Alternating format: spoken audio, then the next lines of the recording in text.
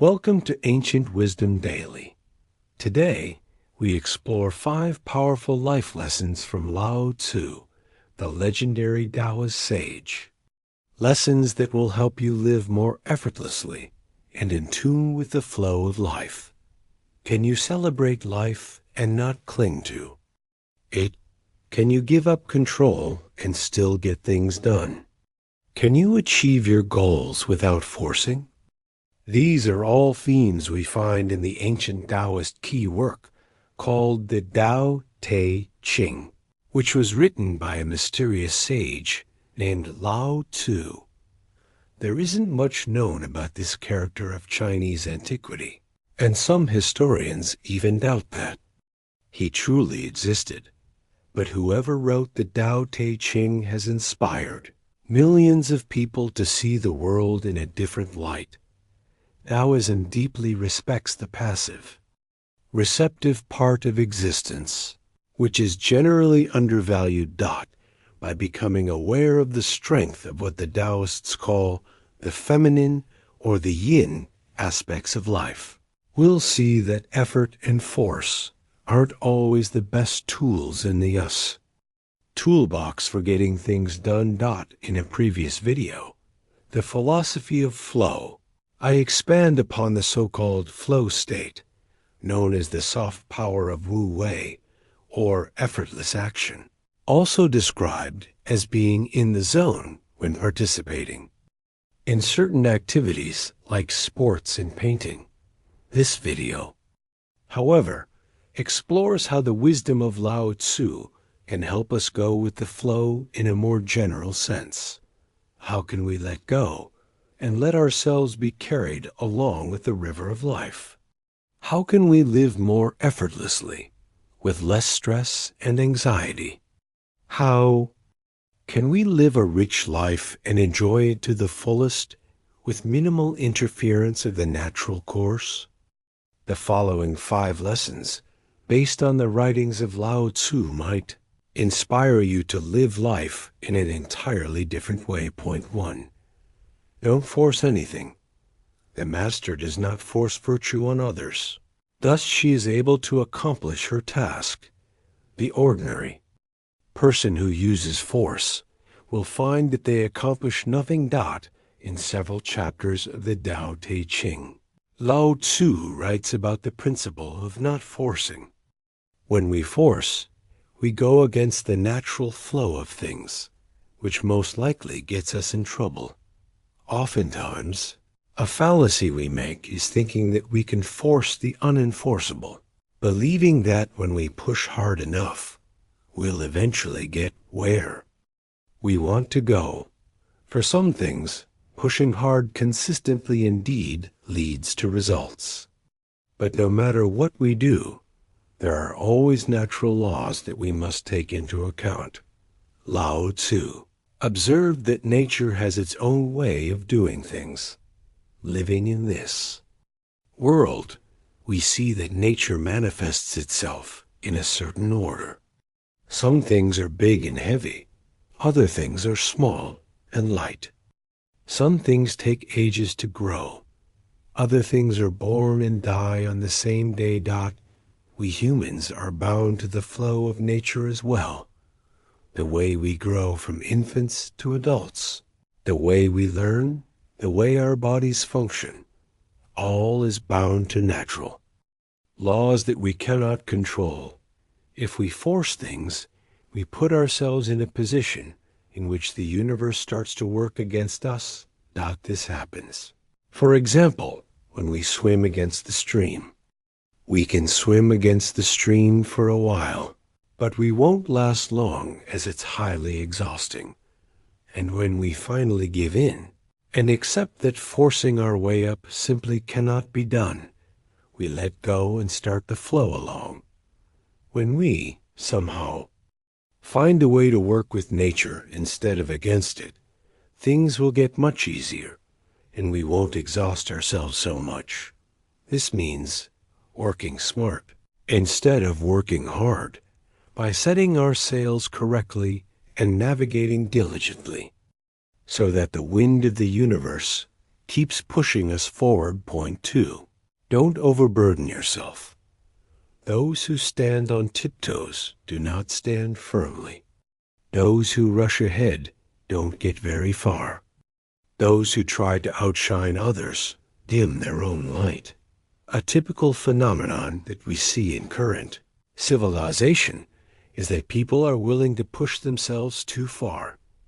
Pushing boundaries isn't wrong in itself, as it's a way to grow.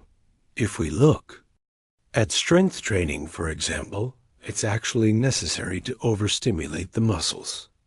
By breaking down the muscles during a lifting session using progressive overload, they'll come back stronger and bigger over time. But there's one necessary ingredient when it comes to this process that many beginning lifters tend to overlook: rest. When we repeatedly overburden the muscles, we will eventually be unable to continue our training, as they don't get enough time to heal.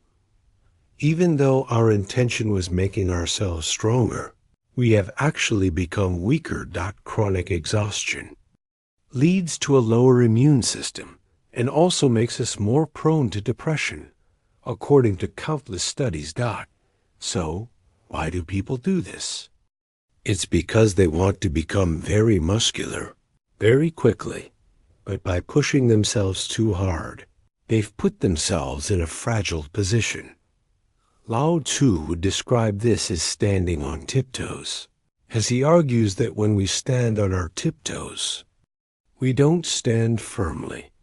There always needs to be a balance between action and inaction, between the effort we put into things and the time we let the body and mind recover.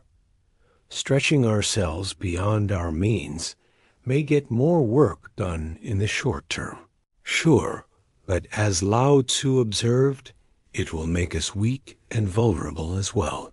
Another example are people who take out a mortgage that's just slightly affordable. As long as they keep earning what they earn, working stressful jobs, yes, this will lead to a big house in the short term. But this situation requires these people to always stay on the hamster wheel and never go below a certain income. They're chained to a payment obligation and cannot afford to take on a job that's less stressful. If that decreases their income, and why? Often it's not because they need it, but rather to show off to other people. And this comes with a price. The more wealth you possess, the harder it is to protect, Lao Tzu stated. And when one fills a cup to the brim, it becomes quite difficult to carry it around. So, ideally, if we take Lao Tzu's wisdom to heart, we want to stand firmly with 2 feet on the ground with everything we do. 3.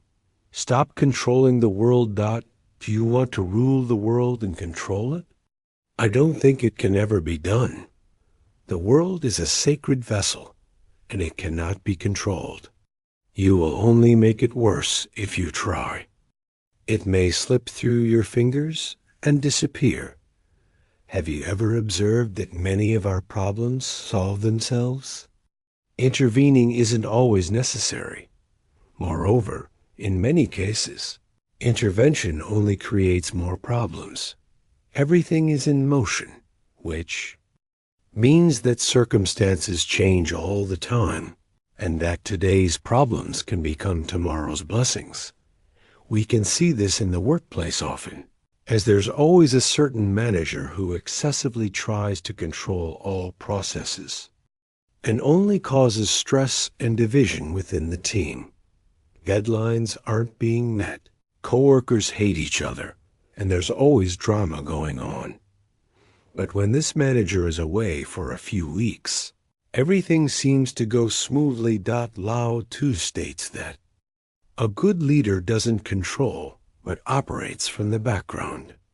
She lets people do things themselves and intervenes only sparingly. There's a difference between delegating and controlling, between leading and imposing. Leading and delegating can be done softly and without much interference, letting things go with the flow. Controlling and imposing often go together with force. In practice, we might want to take a step back a bit more often before we intervene. In many cases, the natural course will make things work out just fine. This basically comes down to trusting the universe so that we can let go of control. 4. Enough is enough. Those who know they have enough are truly wealthy. As we tend to overburden ourselves, we also have this nasty feature of gathering much more than we need. We see that the wealthy try to get wealthier. For them, increasing their possessions is life. But when we always aim for getting more, don't we forget to live? Our needs come with natural limits. We only need enough food to stay energized during the day, and we only need enough water to stay hydrated. Too much is harmful. Taoist sage Zhuangzi invigorates this argument by telling us about the mouse that only takes a bellyful of water when drinking at the pond. A mouse naturally refrains from over-encumbering itself, as drinking too much will take its toll on the body. Nevertheless, humans often accumulate more than they need. The main reason for this seems to be fear. The fear that not having all this stuff diminishes who they are. It's an ego thing. Having more means I am more. We also fear that we won't have enough in the future. But as we know, the future is uncertain. We can die tomorrow, and everything we own can be taken away from us in an instant. Whoever knows contentment will be at peace forever. Lao Tzu states, but we can only know when we have enough if we realize that the value we attribute to external things is based on delusion. We aren't what we have, as none of these possessions are within our control. This includes even our own bodies. Having an excess of external things eventually becomes a burden. The things you own end up owning you. As with the mouse, there's only so much we can take. Of course, it's not a bad idea to have, for example, a nice house and money in the bank, as long as we don't become slaves to what we own. Moderation is the key. 5. Don't cling to life. Have heard that those who celebrate life walk safely among the wild animals. When they go into battle, they remain unharmed. There's a difference between celebrating life and clinging to life. If you cling to life, there's nothing to celebrate. Life has become immensely serious and even painful.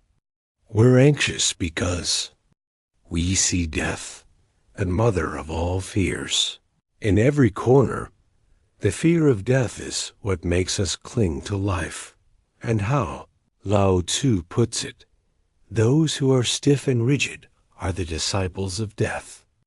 Those who are soft and yielding are the disciples of life. Those who don't cling to life, therefore, aren't a threat because they aren't fearful, and wild animals don't see the need to attack them. Now, the fear of death manifests within us in ways that are very subtle. Many people claim that they don't fear death because they don't fear this imagined idea of what death is. But this mere idea rarely resembles truth, as we cannot possibly imagine what it is not to be. There's something, however, that lies quite close to the experience of complete annihilation, which is losing what we cling to. We may cling to our beauty, so we are afraid of aging. We may cling to our reputation, so we are always hypervigilant when it comes to what other people say or think about us. We may cling to our wealth, so we're always busy defending it. Now, an aging body, a bad reputation, or poverty do not equal death, as we can still live and live well while enduring these things. However, it may equal the death of our self-image, the story we tell about ourselves. For most people, this is where the fear of death really lies, and this is what they cling to. Thus, the true fear of death lies in the idea of losing who we think we are.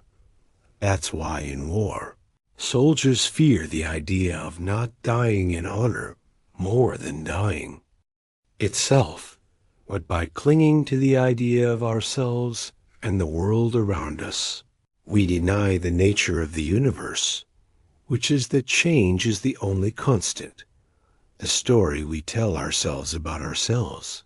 Today will lose its accuracy tomorrow, not the same. Goes for the story we tell ourselves about the world. When we cling to one thing, we resist another. And what we resist will stick, but what we accept, we move beyond. The ability to let go and go with the flow, and to be a flexible operator in a chaotic universe, is what makes us disciples of life. These were 5 timeless lessons based on the writings of Lao Tzu. Thank you for watching Ancient Wisdom Daily. If you found value in this video, please like, comment, and subscribe to explore more ancient wisdom to live a more peaceful, powerful life.